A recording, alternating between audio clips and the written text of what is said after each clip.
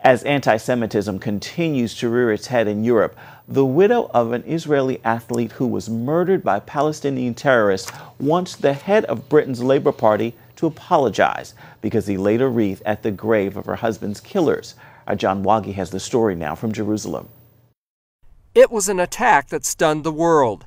Palestinian terrorists stormed the living quarters of the Israeli team at the 1972 Munich Olympics.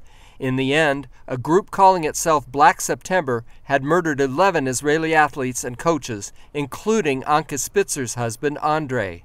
Fast forward to a 2014 photo of British Labour Party leader Jeremy Corbyn in Tunisia.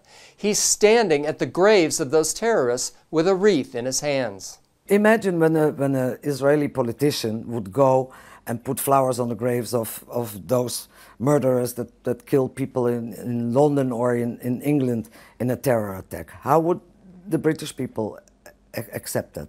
They would not accept that. Labeled by many for a long time as an anti-Semite, Corbyn admitted he was at the gravesite. I was there when the wreaths were laid. That's pretty obvious. There were many others there who were witness to that. I witnessed many other people laying many wreaths. Did you lay the wreath? I laid one wreath along with many other people in memory, as I've said, of all those who died. The photo drew widespread criticism in both the UK and Israel. Israeli Prime Minister Benjamin Netanyahu blasted Corbyn.